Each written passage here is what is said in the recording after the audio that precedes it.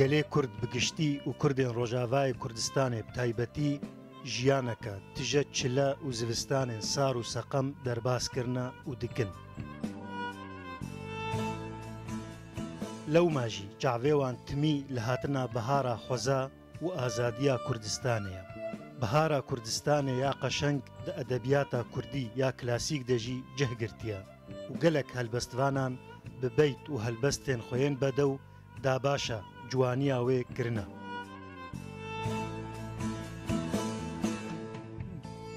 Mela Mensurê Girgaşî ku di sed sala 16 de wefat kiriye di helbesta xwe ya beyta biharê de dibêje: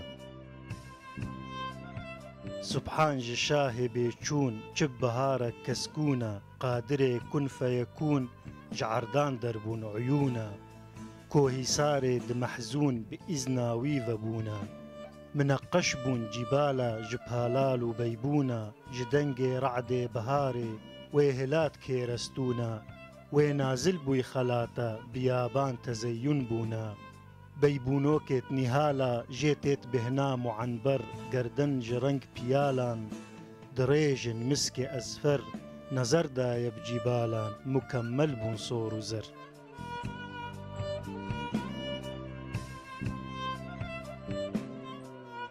Seydayê Cegerxwîn di gelek helbestên xwe de behsa xeml û ciwaniya bihara Kurdistanê dike û hatina biharê dişbîne hatina roja nû ya azadiya Kurdistanê.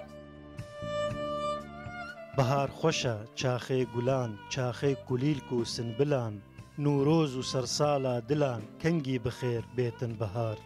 Babê û sinbil bên sema, pêlan bidin avên çema, talan dikin derd û xema, kengî bixêr bêtin bihar.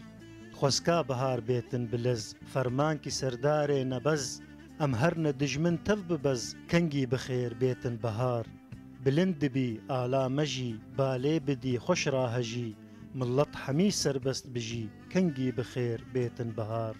Zanim bihar azadiye, serbestî û dilşadiye, doza me cejna madiye, kengî bixêr bêtin bihar.